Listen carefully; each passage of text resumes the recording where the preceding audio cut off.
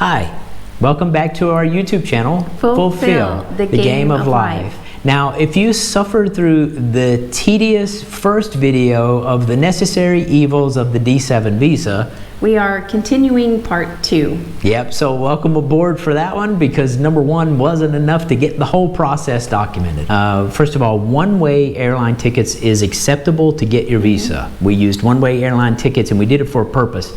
If you go to your favorite flight website page and you try to book round-trip tickets from the United States to Portugal and back to the United States, or you go to that website and say you're going to start in Portugal, fly to the United States, and then come back to Portugal, so your country of origin, the flight leaving from Portugal on a round trip is about $300 less than the flights leaving from the United States. I assume that's because we're in a lower cost region, so the price to fly to the United States and back is kind of priced in the market, and the market is lower because that's what people can afford. But anyway, go do that yourself.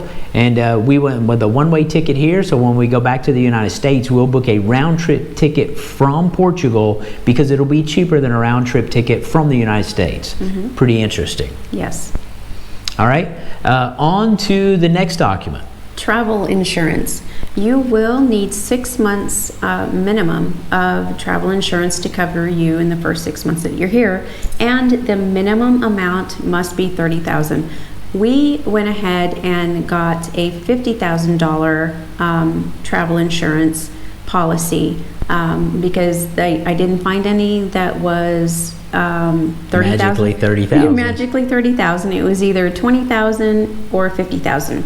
Now, when we started doing the research, we went ahead and used Atlas Insurance, which we found on Rick Steves' travel insurance website, and we'll go ahead and include that link as well for you guys to utilize that if you want to. What we paid for that is $777 for a $50,000 policy. It does have repatriation, and they also look for that just in case something happens to you while you're overseas. If you get sick or there's an emergency, they can fly you back to the U.S. and repatriate you. Yeah, I think the wording is you must show medical coverage, emergency assistance, and repatriation in the policy. And as she said, $777 for 6 months. Yes. $50,000 worth of coverage. All right, so on to the next topic. You must complete a form giving the country of Portugal and VFS the permission to do criminal checks on your background. We'll post the web page here so you can get a copy of the form, and the form is in both Portuguese and English. So pretty straightforward form, just sign your life away. So the next document, again, has to do with doing a background check, but it's your FBI criminal record that you must get a copy of. And in order to do that, you have to go down to your local sheriff's department. We thought we could go to the police department, but that's a whole nother story. They don't do it there. We ended up going to the sheriff's department. By the way, this was during COVID, and they would let you in to get your fingerprints to get a gun, but they wouldn't let you in to get your fingerprints to get a visa. Just so you know. So that's why we had to go to the sheriff's department. A little bit frustrating, frankly. Yeah. Anyway, so that costs $5 per person, and the actual form that they used is called FD-258. That is the form that they will use to put your fingerprints on. Now, make sure you get 2 copies of it, just in case something happens. Like it did to us. Like it did to us. When you send your fingerprints off to get the FBI background check, whether you use the State Department in Washington, which we chose not to do. So we ended up using a third party called National Background Information. They were really easy to use. The turnaround was really quick. When you go to their website, which again we'll include the link for their website, they do provide you a checklist to make sure that you include everything required when you mail them your application and your fingerprints to get that done.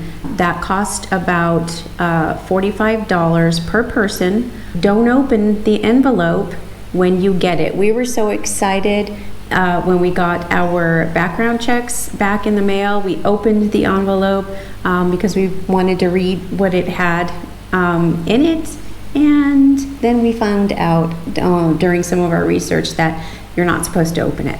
Yeah, we wanted to read that document, but not the documents that said don't open it. So,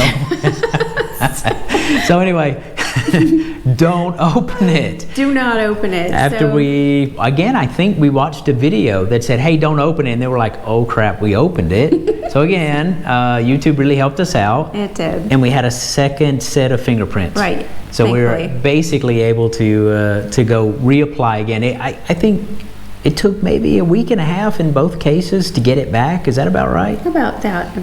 I think so. So it's a quick process. Didn't really cost us anything. We already had the second set of fingerprints. Right. Don't open it.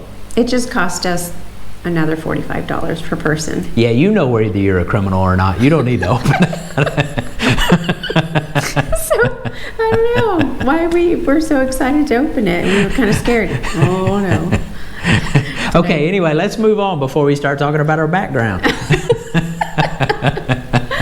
All right, the next record is proof of means of sustenance. Subsistence. Let's try that again. Basically, you just have to show that you are financially able to support yourself. So let's start with, there are minimums that you have to prove. And we're going to put this link up so you can get a look at what those minimums are, whether if you're living as a single person or as a married or those things. But basically, I want to detail out what we did. This actually worked well for us. We had no more questions really after this about our ability to prove that we could support ourselves. So here's what we did.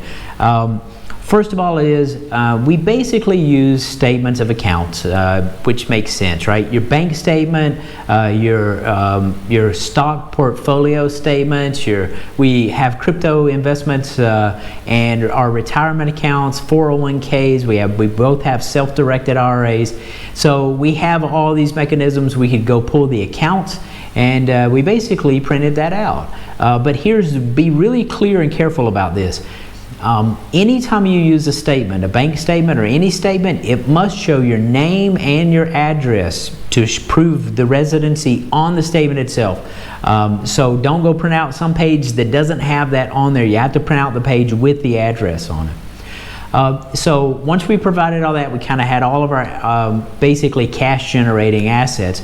And we had, as we disclosed to you guys, we are renting our home in order to help fund living here. And that created a couple of challenges. First of all is we had to prove ownership of the home. And we did that by providing our annual tax document where we pay taxes on our property. The second piece to that, though, is we were going to rent it, but we were still living in it. So we didn't have an actual lease to provide in the application. So what we did was we had our real estate agent just write a letter for us that said this is how much rent we expect, that's reasonable expectation to get for this house. We submitted that with the package. The third thing is, or maybe the fourth thing is we are partners in a business. And in order to prove the income for the business, for the LLC, we had to show a copy of the operating agreement, obviously with our signatures on it and our name spelled out clearly.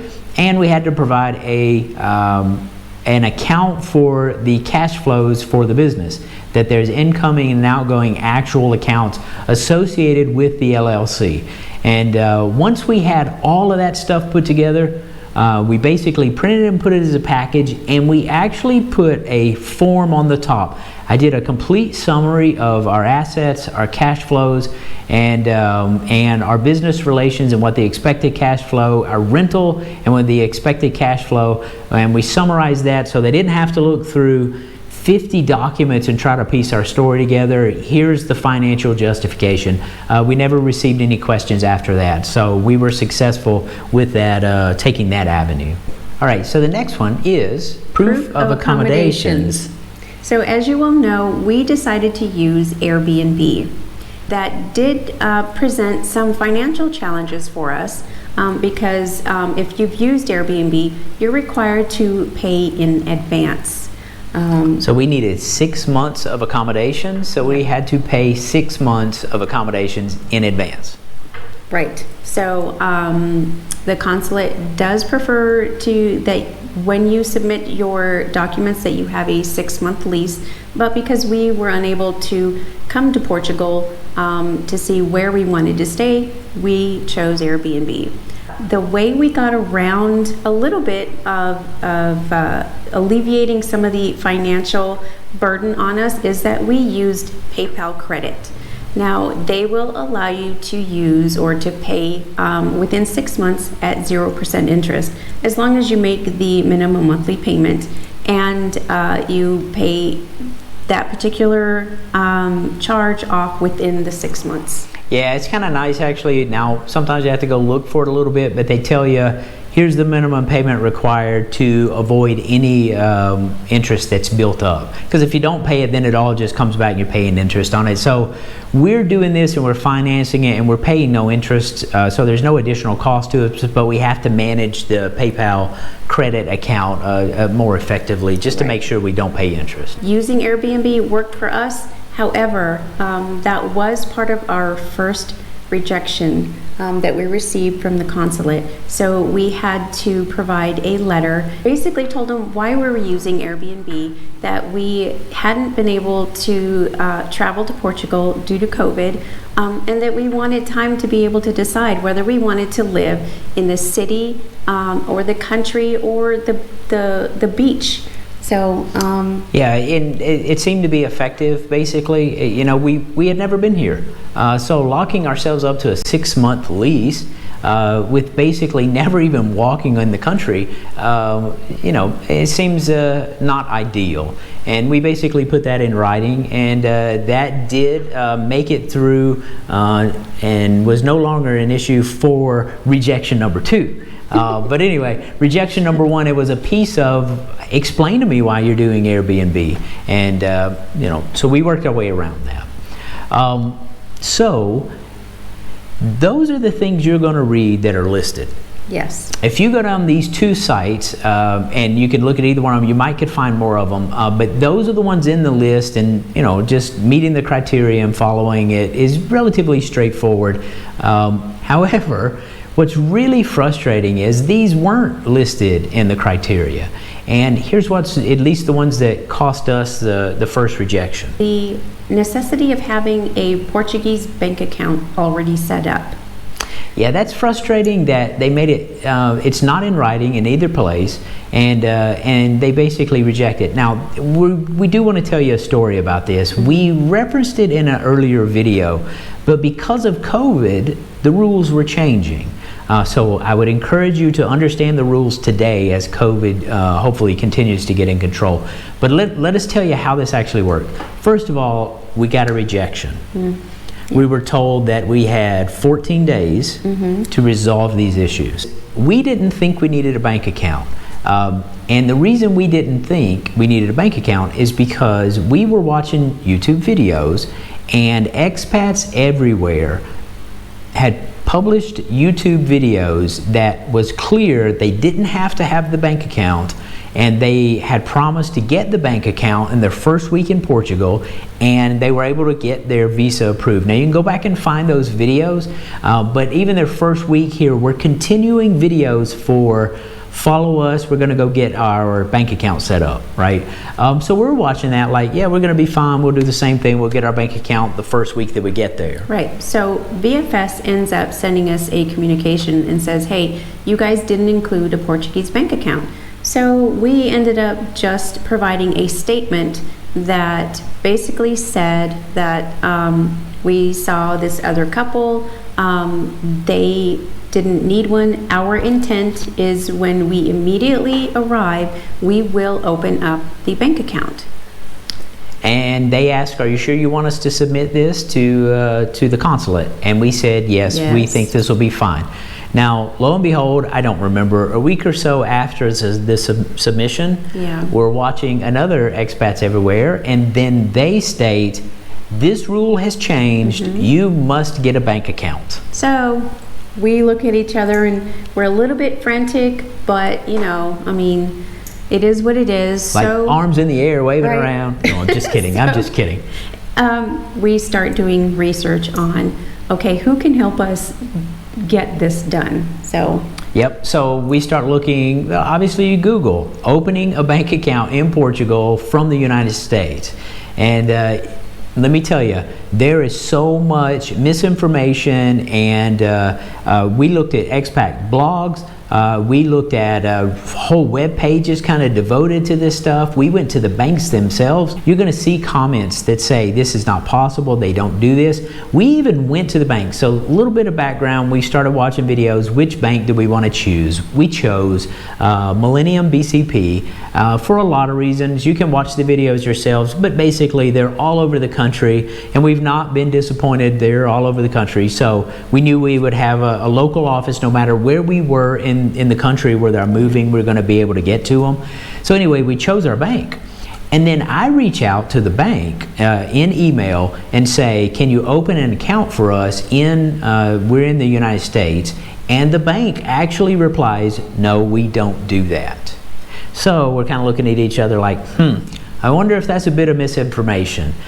So once again, we call and we talk to someone at the bank, and again they said you have to be here in person. But yep. So it looked like, hey, we're not going to get this done. So we go post a comment on Expats Everywhere, and we basically say, hey, do you have a contact for the bank? And thank goodness those guys sent us a contact for the bank. It was obviously an employee at the bank, and the moment we contacted that employee, he said, sure, we can do that, no problem. We need, and he sent us a list of documents. We're going to cover that in the next video on how to do it. But here's the deal. You can open a bank account in Portugal without leaving the United States. We did it. End of point. You're going to read stuff that says you can't. Trust me, you can. Again, you just have to talk to the right person. Yeah, you just got to get the name. Now, we'll tell you this as well.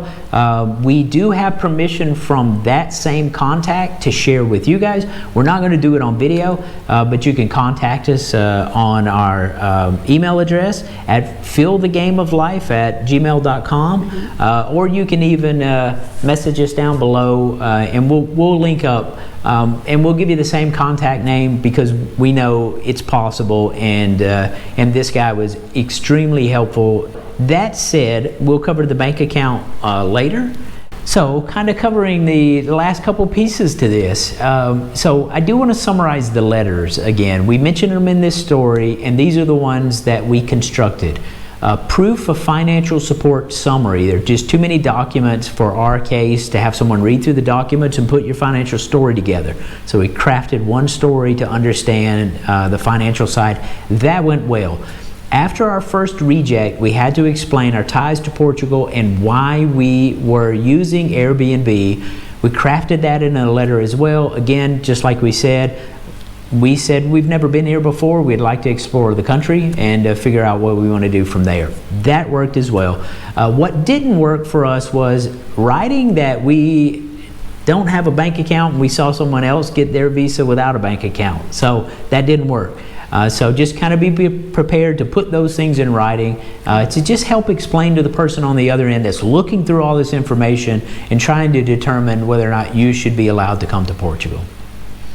Last piece of this massive set of D7 videos is our second rejection. Our second rejection. Which was due to not having the bank account set up.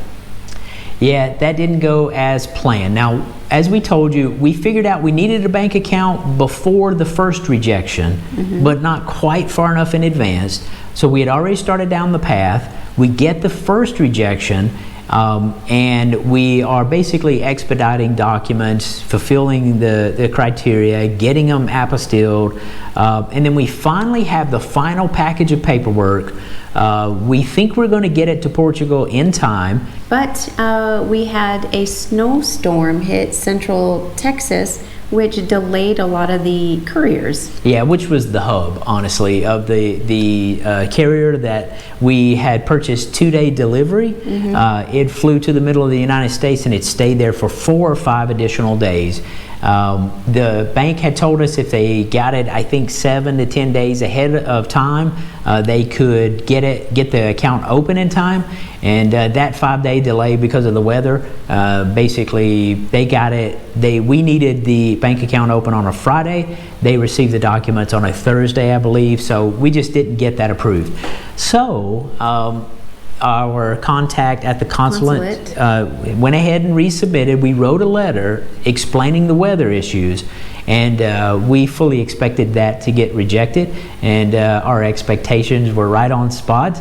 I don't remember, a couple of weeks later, we got another letter that said, in shorthand, nothing has changed with your bank account situation. You don't have a bank account. We still aren't going to give you a visa. Right. But just so you know, there is a third leg to this. After reject number 1, 14 days to reply, reject number 2, our consulate contact said we can hold the documents and resubmit them for approval even after the second rejection. So in the meantime, we had provided the information to our contact proving that we had our bank account open, and the moment the reject came back, she went ahead and resubmitted that to immigration. A third time. And about, I don't know, 3 weeks later? I don't know if it was that long, but yeah, it was something like that. It felt like it may have felt like 3 weeks. I think my mind says it was a week and a half, but it was some time. And finally, we get an email from our contact at the consulate saying, "You're approved." Finally, 6-7 months. This took 6 months legitimate, maybe 7 months. We were rejected twice, and on the third time got approval. We believe if you were efficient with this and you met all the criteria to start with, best you'd probably do is still about 4 months, maybe 4 or 5 months, something like that. So get started early if you're planning to go through this, and get your time frame kind of adjusted. If you're going to do this and you have to sign a lease, or you're going to use Airbnb and those things, I think minimum you just assume it's a 6-month period and go ahead and start booking 6 months out. Would be our suggestion. This is a couple of long videos to walk you through this process. And I do want to lay what I think is the most important thing in this. It's your mindset. It's the way that you meet the challenges. Remain calm, read what they send you, ask for clarification, and provide what they need. It's a process. It's a little bit iterative, and it's a little bit stressful when you get your first document back that says rejected. It's hard to just remain completely calm and neutral because you've already put in 4 months worth of work to first put the package together. But you'll make it through it. Every time we were rejected, we had to reschedule Airbnbs. We actually had the airlines cancel twice on us, right? Had nothing to do with us. Right. We had the flights booked. They canceled this flight. We book it again. They cancel this flight. So the COVID thing, staying calm, just staying diligent, and taking each step as it goes, and adapt to the situation, and you'll make it through this. It'd be really hard to never make it through this. Just understand, if it went flawless for some of you viewers, fantastic. You did much better than us. You probably read that side that said don't open the fingerprint. You probably read that. We didn't read it because we're now running into this. We didn't consider it at all until we were here, and you might want to consider it before. So eventually you will need to get a Portuguese driver's license, but before you leave the U.S., part of the documentation that you will need is a notarized copy of your driver's license that must get sent to the consulate. So while you're working through the process, make sure you send that to the consulate as well, and because they have to provide a certificate or authenticate it, and they mail that back to you. The second piece of documentation that you will need to provide is your driver's history record, and it must be a certified copy. And that has to go to the clerk's office to get apostilled. I'll include some of the links for you so that you can navigate through that as well. We'll let you know a little bit more about the driver's license situation, but again, we didn't think about it till we got here, so there's a little bit more information to start looking at it yourself. So final piece to this as well is when you finally get your approval for the visa, you will have an appointment with the immigration office automatically set up for you. So in your visa stamp, you will see some of the small print, and it has the actual date of the appointment for you. Yeah, and just for the beauty of flexibility, we were staying in Lisbon. Yes. They set ours up in Porto. We wanted to have it earlier and bring it down to Lisbon since we were already there. We had no success for that. No, they were extremely busy. They didn't have any appointments available until September, October. Thank you guys so much for staying with us for part 2 of our D7 process. We know it's a long, brutal process, It right? is, but like us, you will get through it too. We did it, we're here. And we would do it again. Absolutely. Make no mistake, we would do this process again happily. We are really enjoying our new life here in Portugal. And thanks for coming along. And if you liked our video, Please go ahead and hit that like button. And don't forget to also click on subscribe so you don't miss new content. Thank you so much. Ciao. ciao.